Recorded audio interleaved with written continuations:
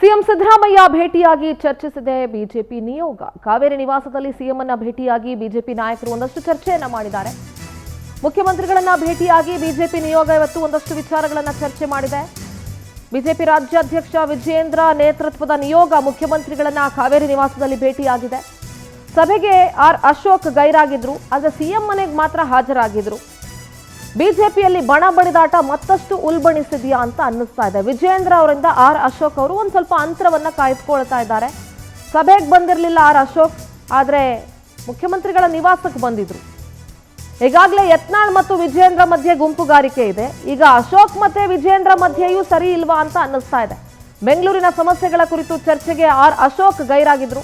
Yatnal ಬಣಕ್ಕೆ R Ashok ಸೇರ್ಪಡೆ ಆಗಿದ್ದಾರಾ ಅನ್ನುವಂತಹ ಪ್ರಶ್ನೆಗಳು ಮೂಡ್ತಾ ಇದೆ. ಅಥವಾ ತಟಸ್ಥವಾಗಿ ಗುರುತಿಸಿಕೊಂಡು ಆರ್ ಅಶೋಕ್ ಪ್ರತ್ಯೇಕವಾಗಿ ಏನಾದರೂ ಹೆಜ್ಜೆಯನ್ನ ಇಡ್ತಾ ಇದ್ದಾರಾ ಅನ್ನುವಂಥ ಪ್ರಶ್ನೆ ಕೂಡ ಇದೆ.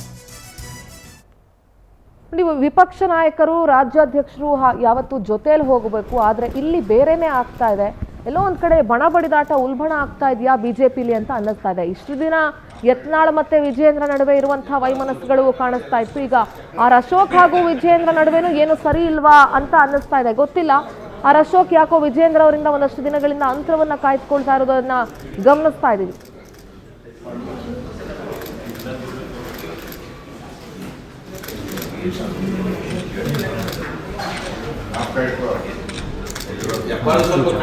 ನಮ್ಮ ಪೊಲಿಟಿಕಲ್ ಕರೆಸ್ಪಾಂಡೆಂಟ್ ರಾಘವೇಂದ್ರ ನೇರ ಸಂಪರ್ಕದಲ್ಲಿ ಜಾಯ್ನ್ ಆಗ್ತಾ ಇದ್ದಾರೆ. ರಾಘವೇಂದ್ರ, ಇವತ್ತು ಮುಖ್ಯಮಂತ್ರಿಗಳನ್ನ ಬಿಜೆಪಿ ನಿಯೋಗ ಭೇಟಿ ಮಾಡಿತ್ತು. ಒಂದಷ್ಟು ವಿಚಾರಗಳನ್ನ, ಅಭಿವೃದ್ಧಿ ವಿಚಾರಗಳ ಬಗ್ಗೆ ಚರ್ಚೆ ಮಾಡಿದ್ದಾರೆ. ಇದು ಸಭೆಗೆ ಆರ್ ಅಶೋಕ್ ಬಂದಿರಲಿಲ್ಲ, ಮುಖ್ಯಮಂತ್ರಿಗಳ ನಿವಾಸಕ್ಕೆ ಮಾತ್ರ ಬಂದಿದ್ರು. ಎಲ್ಲೋ ಒಂದ್ ಕಡೆ ಆರ್ ಅಶೋಕ್ ವಿಜಯೇಂದ್ರ ಅವರಿಂದ ಅಂತರವನ್ನ ಕಾಯ್ದುಕೊಂಡು ಪ್ರತ್ಯೇಕ ಹೆಜ್ಜೆಯನ್ನ ಇಡ್ತಾ ಇದ್ದಾರಾ? ಇನ್ನೊಂದಷ್ಟು ಬಣಗಳು ಜಾಸ್ತಿ ಆಗ್ತಿದ್ಯಾ ಬಿಜೆಪಿಲಿ ಅನ್ನುವಂತಹ ಪ್ರಶ್ನೆ ಹುಟ್ಕೊಳ್ತಾ ಇದೆ. ಹೌದು ಸಿಂಧೂರ, ಪ್ರಮುಖವಾಗಿ ಇವತ್ತು ಆರ್ ಅಶೋಕ್ ಅವರು ಬೆಳಿಗ್ಗೆ ಕುಮಾರಕೃಪಾ ಗೆಸ್ಟ್ ಹೌಸ್ ನಲ್ಲಿ ನಡೆದಂತಹ ಸಭೆಗೆ ಬರಬೇಕಾಯ್ತು. ಆದ್ರೆ ಆರ್ ಅಶೋಕ್ ಅವರಿಗೆ ವಿಜಯೇಂದ್ರ ಅವರ ಮೇಲೆ ಅಸಮಾಧಾನ ಇರ್ತಕ್ಕಂಥದ್ದು ನಿಜ.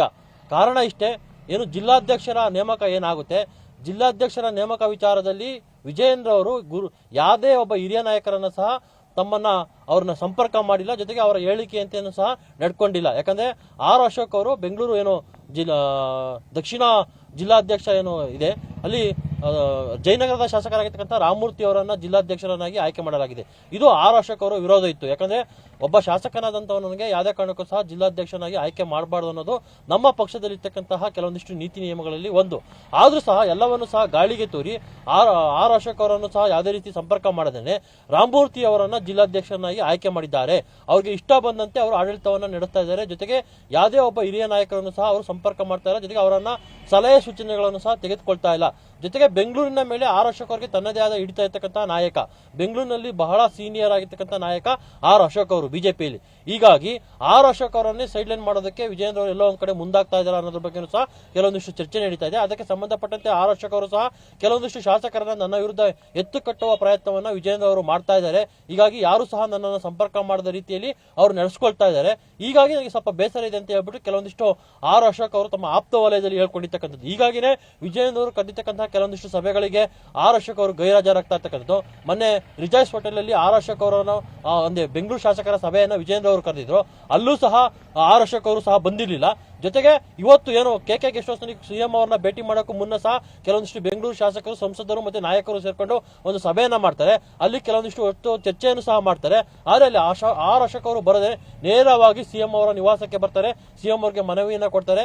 ಸ್ವಲ್ಪ ಹೊತ್ತು ವಿಜಯೇಂದ್ರ ಅವರ ಜೊತೆ ನಿಂತ್ಕೊಂಡು ಮಾತನಾಡಿ ನಂತರ ತಮ್ಮ ಪಡಿ ತಾವು ಹೊರಟೋಗ್ತಾರೆ. ಹೀಗಾಗಿ ಎಲ್ಲೋ ಒಂದ್ ಕಡೆ ಆರ್ ಅಶೋಕ್ ಅವರು ವಿಜಯೇಂದ್ರ ಅವರಿಂದ ಅಂತರವನ್ನ ಕಾಯ್ದುಕೊಳ್ತಾ ಇದ್ದಾರೆ ಅನ್ನೋದ್ರ ಬಗ್ಗೆ ಈಗ ರಾಜಕೀಯ ವಲಯದಲ್ಲಿ ಚರ್ಚೆ ಆಗ್ತಾ ಇರ್ತಕ್ಕಂಥದ್ದು. ಯಾಕಂದ್ರೆ ಈಗಾಗಲೇ ಬಿಜೆಪಿಯಲ್ಲಿ ಸಾಕಷ್ಟು ರೆಬೆಲ್ ಟೀಮ್ಗಳು ಆಗಿರ್ತಕ್ಕಂಥದ್ದು.